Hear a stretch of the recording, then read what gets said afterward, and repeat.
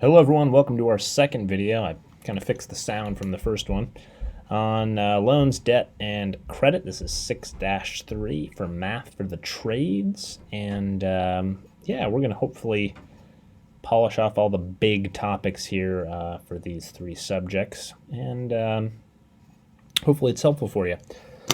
First thing I got to mention is your social media feed right now is nothing like it's going to be in 5 or 10 years. Things are going to be popping up all over the place, and everybody approaches life differently, right? So you're going to have people that go off and be really successful. You're going to have people that are stagnant for a little bit, your friends, people you know, and then pretty soon you're going to see nothing but babies born and people buying houses. You're going to get pictures that look like this. People holding their house keys and they're moving in. And what I found myself thinking is like, man, these people already own their own home. This is insane. I'm way behind. I started thinking, I gotta go buy a house. I gotta go do this. I want to let you guys know, just because someone posts a picture like this, it doesn't mean they necessarily own the home, right? They could have taken out a loan for the home. Just because someone is driving a nice car, you shouldn't feel bad about yourself because your car isn't that nice or your house isn't that nice, because maybe they don't even own it. And it's quite likely that a lot of people don't. But you're saying, hey, we had a booming economy, Slagle. That's they probably own their. I should feel bad. No, you don't need to feel bad. You don't need to feel bad. It's likely those people maybe don't own their car or own their house, and they have debt that's burning a hole in their pocket. So yeah, don't beat yourself up. Don't let the decisions of others, don't let what other people have make you feel bad or influence the way you feel about what you have. Be comfortable with knowing what you need, and that's okay. Okay, you're probably saying, but how do you know this? How do you know they don't actually own their house, that couple? They could. They very well could. But I do know a couple things. One, currently, the median household income in the United States currently has $11,700 in savings. What's the median? If I were to take all the families in the whole United States and I were to say, hey, I want you to tell me how much you have in savings at the bottom end, and then put them in order all the way up to the richest person in the world. And you're going to stand in line in order. Whoever was smack dab in the middle had $11,700 in savings. Okay, that's not a whole heck of a lot when you break it down. Another fun fact, 30% of households have less than $1,000 in savings. That's horrifying. That's not hardly anything. So almost a third of the United States population is essentially broke, has nothing. And this has been a good economy, right? But why is this the case when the median household salary is $61,937? Well, a couple reasons. $61,937 is not as much money as you would think to support a house, whether you're renting or you have a mortgage or you're borrowing. It's not a whole heck of a lot of money, but it can be, right, depending on the lifestyle that you want to live. But a lot of people make this amount of money or less or more, and the way that they spend doesn't match their income necessarily. And they think, because other people have these things, I should have them too. And people buy stuff on time. You can buy almost anything with a loan. You can take out a loan for a house. You can take out a loan for medical bills. You can take out a loan for cars. You can take out a loan for furniture. You can take out a loan for you name it. If you're willing to pay for it on time and pay extra for something, you can. So if you saw video 1, you can see how you're essentially paying for things sometimes double or triple or 10 times the amount you would for 13 times, right, for a car. If you're not smart and you don't have an understanding of how this interest can stack up. Sorry, I kind of went on a rant there. Anyways, here's some other data to support what I'm saying and support why you shouldn't feel bad if you see someone's Facebook page blowing up. Check this out, okay? Here's billions of dollars. Those are billions of dollars of auto loans over the last, looks like we're looking back to 2008. People are buying cars on time. Okay. People are taking out longer loans, which means they're paying more and vehicles are getting more expensive. That's what this chart is saying. How about education? Oh, I forgot that one. Yeah. People pay for their education on time, which means they're paying for their education potentially more than once or triple or 4 times, depending on how long it takes them to pay it off. The longer you wait, the more you end up paying. We saw that with the amortization schedule. Okay. A 15-year mortgage is, you're not paying the same amount of interest to the bank as you would a 30-year mortgage. So student loans, some people borrow on all of these things. This is in 2016. I'll have an updated graphic for 2019 in just a minute. Okay. That number has kept going up. Credit card debt. You're seeing these bumps. You see this bump around 2008. You guys should know we talked about that. It was kind of the housing crisis, right? Bubble popped, and people weren't able to pay, and the economy didn't do very well during 2008, 2009. Okay. Yeah, this is the cost of surgeries in the United States compared to maybe some other countries. I just found this graphic. Medical bills are expensive. Some people can't afford them, so they're left no choice but to pay for them on time. So we have furniture, medical bills, cars, houses, education. The list goes on. And here's all of it, minus medical bills. Medical bills are not present in this chart, I'm noticing. But up until 2019, this shows, this is household debt. This is not national debt. This is not our military, our troops. You can see the colors. Blue represents the amount of debt accrued by people in the United States. So that's topping in at almost $10 trillion. The orange is home equity, and green is your auto. There's cars. Yellow is your credit card debt. It seems to be fairly stagnant in its changes, maybe a little narrower in here. And student loan debt. Student loan debt, look at, it's the margin or the gap here is getting larger and larger. People are borrowing and borrowing and borrowing on their educations and potentially having trouble paying them back. I'm not going to go into too much detail on student loans. Talk to your counselor or something about that, or if you have more questions, you can always ask me. But yeah, people borrow money. That's trillions of dollars. That's a ton of money. And people are borrowing at an alarmingly higher rate than they were 20 years ago. So I don't know why this is happening, but well, that's a separate question. Let's keep cruising. So let's go over the basics. What's loan or a credit? And technically they are different, but the bottom line is it's money borrowed that is expected to be paid back with a little bit of extra. A loan is usually like you're guaranteed to pay that interest off, but with credit cards are a little bit different. If you take out credit on a credit card, you can actually pay it back in full and not pay any interest whatsoever. That's an option. We'll go over that a little bit too. Some vocab. The lender lends stuff to the person who's paying the borrower or the debtor. It is the entity lending out the money, and it's usually something like a bank or a credit union, but it doesn't have to be. Like, for example, if I wanted to sell my house to somebody and they said, I can't get a loan from a bank, I can't get a loan from a credit union, I can act as the lender.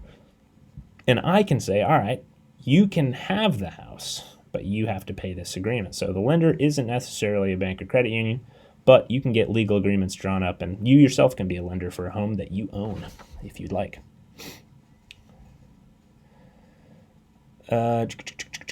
Okay, mortgage. Mortgage is just a loan on property or home that allows a down payment. So We kind of went over that in the previous video. If you have a $200,000 house and you make a $50,000 down payment, then you're not borrowing on $200,000. You're borrowing on $150,000. So you've already put $50,000 in. So the smaller you can have to pay off, or the smaller that you can borrow from the bank, the better. That goes for student loans, goes for homes, goes for cars.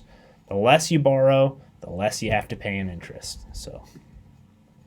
And then a cash advance can be done with like some credit cards, but basically you can get cash, but there's usually heavy fees and higher interest rates associated with cash advances. So that can happen from your credit card if you so choose. And again, we'll see that in just a sec.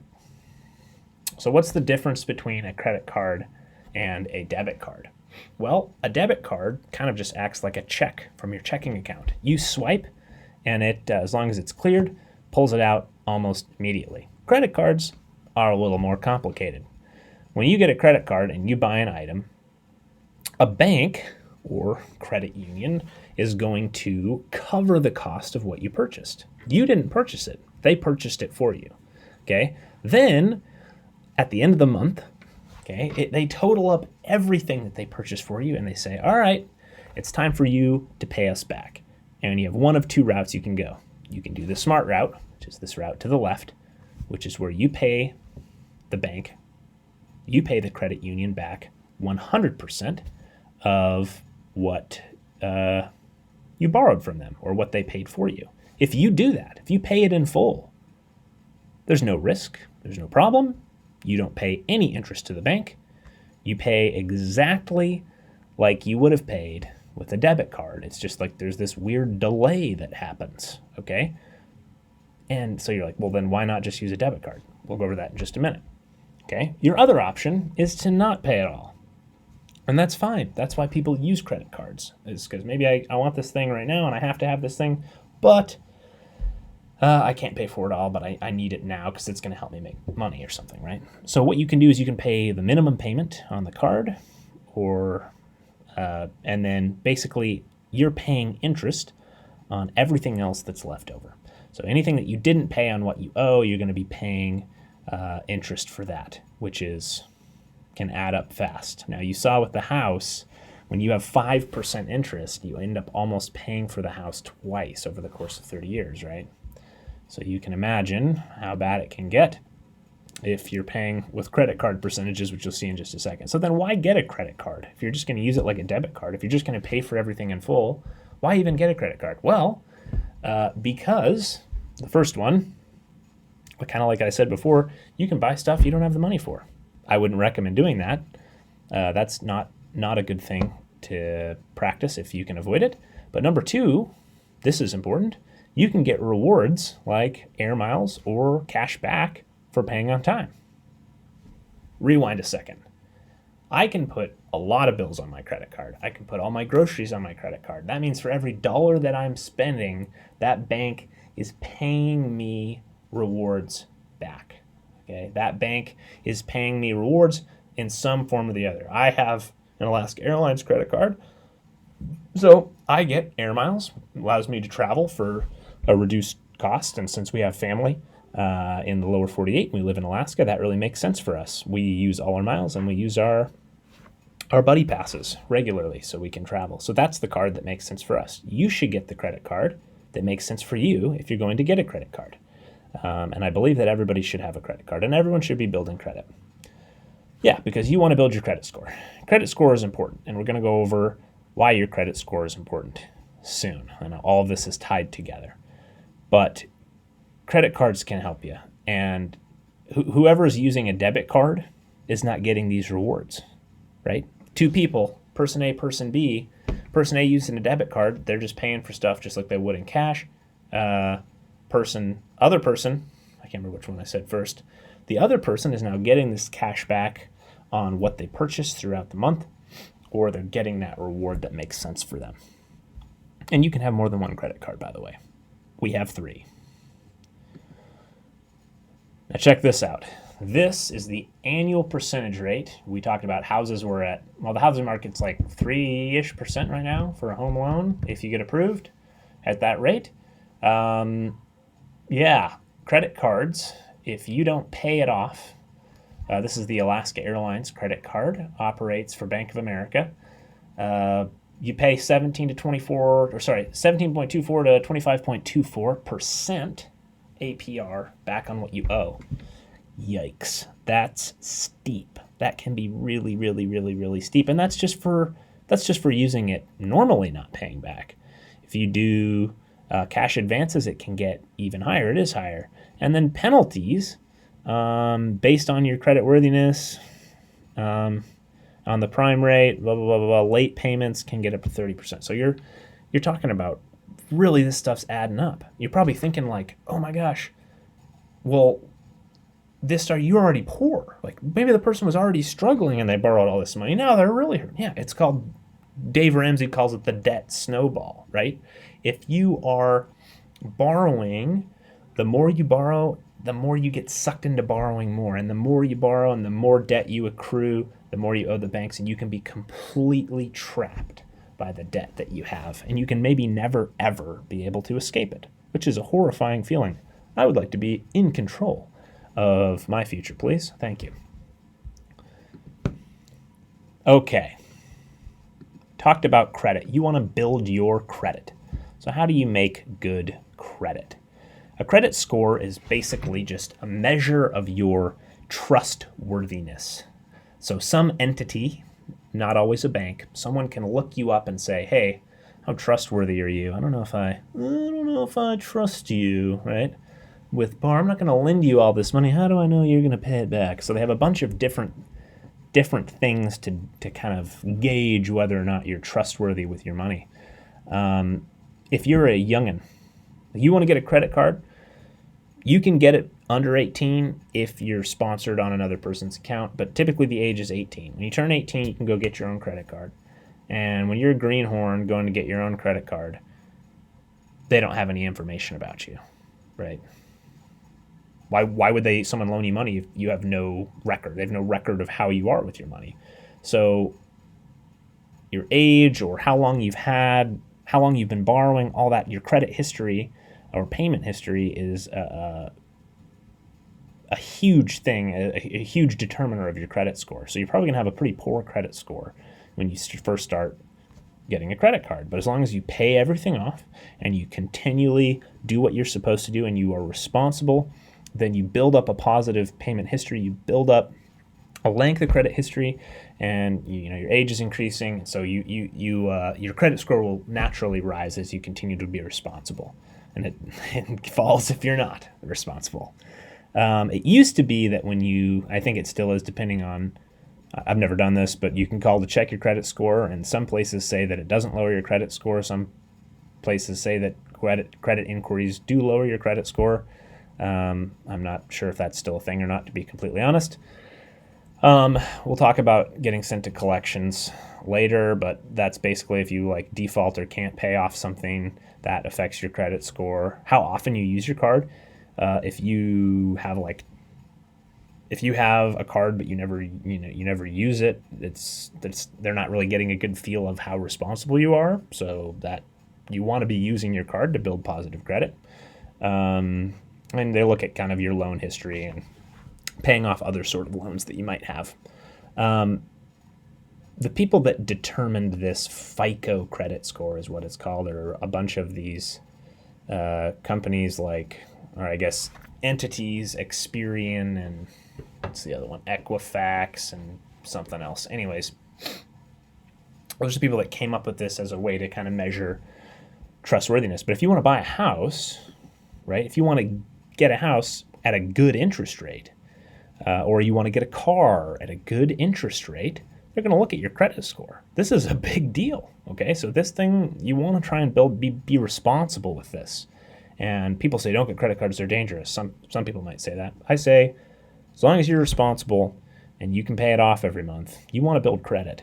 Because if you don't do that, you're going to be punished later when you try and buy something on time, if you want to buy something on time. I try to not buy stuff on time if I can. When you are shopping around for loans, you don't want to compare just the interest rate. So there's interest rate and then there's annual percentage rate. Okay, you want to compare the annual percentage rates because this includes any fees for processing your application or anything associated with buying a house or buying a car. Okay, so always look at the APR, not just the interest rate. Why is this important? Well, for a lot of loans, if you have a high credit score, that means you're doing very well. You're very trustworthy, so you can get a lower percentage rate if you're responsible. Man, it's paying for it already. Just like, well, we'll go over that in the next lesson, sorry. If you have a low credit score, it means you're not very responsible. They're going to charge you even more. You get punished. That's crazy. That's backwards. You think it'd be, but I guess it makes sense, right? Not trustworthy. We're going to charge you more because you're probably going to get trapped in our debt snowball that we've created. Yeah. Well, other than buying a house or a car, do you need your credit score for anything else? The answer is yes. Your credit score can be checked by people other than just like a bank, car insurance, like some sort of insurance company can check your credit score and see if you've been making responsible payments. That can affect the way that you pay your insurance. Landlords can check your credit history to see if you, certain landlords can, to see if you've been paying things on time. Maybe they won't rent to you if you have a poor credit history. Yikes. And like utility companies as well. You can qualify for example, different phone plans or like different payment plans for, I don't know, different utilities or phone plans, depending on what your credit score is. You want a good credit score. If you have a good credit score, it's going to save you money in the long run. Build positive credit. Okay, so what if you take out a loan from the bank for a house or a car and you don't pay it off? Well, it depends on the kind of loan that it was, okay? Defaulting means when you miss a payment or a number of payments on a loan, as said here in the slide. Basically, if you get to a point where when you go to take out a loan, you make an agreement as the type of loan that you, sorry, Lewis, as the type of loan that you choose. There are, tons of different kinds of loans. It would be silly for me to go through all the different kinds of loans that you have options for. There are so many. But I'm going to cover these, a couple little measurements that you need to be aware of. A secured loan is when you're kind of have an agreement as to, okay, if I don't pay this off, or if I have trouble paying it off, then you get to take these things for me. Good example is, all right, secured loan for a car. If I can't pay it off, you get the car back, right? That's a secured loan. An unsecured loan, so that's collateral. And you can borrow against stuff. So like if you, like, let's say you already own your home, you can like borrow for something else for a business and be like, hey, if I can't pay off this business loan back, you get my house. So that's still a secured loan, even though the house is paid off. An unsecured loan, collection agency gets involved. So basically, if it's unsecured and you didn't offer anything as collateral, then collections, you get sent to collections, which can lower your credit score. Or let's say, you get sent to collections. You can get sent to collections for not paying medical bills and stuff too, right? An agency gets involved. And what they can do is, since your wages are kind of monitored by the federal government, they can take stuff out of your paycheck, or they can try and acquire items that you didn't offer as collateral, like your house or your car or your loved ones. No, they won't do that. I don't think. I don't know. Better check. But yeah, so they can take stuff from you, and they can garnish your wages from your paycheck if you don't pay off your loan. Two types of loans that you can get are fixed rate, which means you're paying the same rate throughout the entire borrowing period, and variable rate. Variable means change, right? So you can have it, maybe you start and it's low and then it can go up. That's potentially a problem. I'm not sure about this, but I'm going to go ahead and say it anyways. I'm pretty sure variable rates are maybe more appealing when interest rates are high, because then you won't get locked into a high rate for a long period of time, and hopefully that variable rate will drop. When interest rates are low, you typically want to use a fixed rate loan. I think that's how it works. Not entirely sure. You can blow me up in the comments if I'm wrong.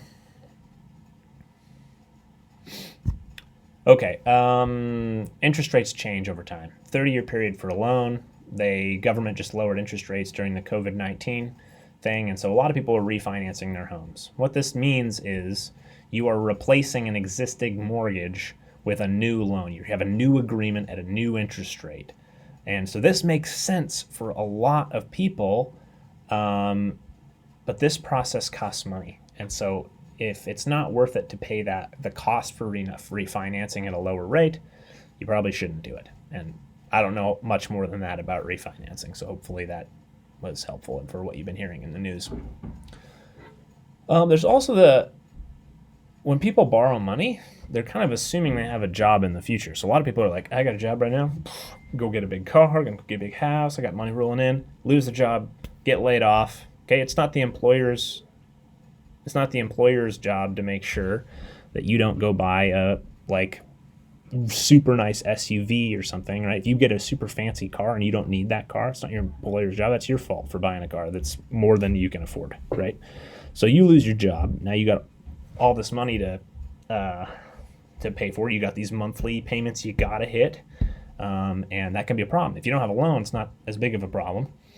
But one option, and you may have heard of this, is filing for bankruptcy. This is a legal process where you're saying I can no longer pay my debts, and it's really bad. It's a really bad process. It's expensive because it's a legal process. It can be. It takes a lot of time, and you're not even guaranteed to be cleared of all your debts in a lot of cases. For example, it'll also really hurt your credit score. It shows up on your record for 10 years, and they can actually collect and just take things from you when you file for bankruptcy. A lot of times they do end up taking stuff from you. It's usually how it works. But some of your debts can be cleared. The ones that aren't cleared are things like child support, alimony, student loans can't be cleared. I can't remember what the other ones are, but there's a whole host of them of things that won't get cleared. And student loans are a huge deal. So there's a whole host of things that don't get cleared from bankruptcy. But it does apply to certain people in certain situations. Okay, I already did the online calculator. You're good there. So my final thoughts for you guys, this has been a longish video. My final thoughts is, we've talked about saving money. We've talked about, I'm going to say up here represents you earning money and the bank paying you interest. Okay, above the line. Below the line represents people that are borrowing a lot of money. If you have money in your bank account right now and you're working, you don't have many expenses, you're going to slowly earn interest, and interest compounds, and you can make interest off your interest, and that can take off like this, right? As long as you've got a job and you've got a steady income, your earnings can skyrocket. Looks like I'm graphing the coronavirus here. Similarly, in red, actually let's do green here. In green, if you're not making, so if you're on this line right here, that means like you're not spending money, you're not making money. You don't want to be there. You want to be saving money. And if I were to drop a point, like say right here, that point is going to take off and start skyrocketing, right? If you have this amount of money, you can be earning interest. You can be doing really well for yourself. If you drop a point right here, it's going to slowly take off, so on and so forth. Okay. Now, the opposite is true if you're on the bottom. If you have borrowed a lot of money, you're encouraged to kind of borrow again, right? So you'll take off this direction, or a lot of people do anyways. So if you borrow money, you have to put in a ton of force to try and overcome. And so what are the forces that you can control to try and get out of something like this in debt? If you ever find yourself in a situation, you can control your lifestyle. You can control how hard you work sometimes, depending on whether you're sick or not, right? You might get sick, might not be able to pay for stuff. You can control how hard you work. You can control, what was the first one? I forgot. It's late. Anyways, you want to try, if you're down here, you want to do everything you can in your power, your lifestyle. You want to do everything in your power to get above this line, okay? That might involve asking people for money. That might involve working 2 jobs, but you got to get out of being in debt. Debt, there's no one that is super excited about owing people a bunch of money. I don't think so. I mean, Why would you? You're paying potentially double for the thing that you borrowed. Debt is bad, and you want to avoid it at all costs. If you say, like, man, I want to look fly in this new car or something, that's great, but it comes with a cost. We live in America, and you can get what you want, but you should be able to pay for it, and I hope that you can, right? It comes with a cost. And my last thought here is this. This guy, Daniel Norris, if you haven't heard of him, he's a... so again, I'm starting. Go back to when we started. You don't really need what your friends have, right? As long as you're happy with what you have and you can manage and you can live comfortably and you can save money, that should be happy. That should be joyous enough of a situation. Daniel Norris is or was, I'm not sure. I don't really keep up with sports.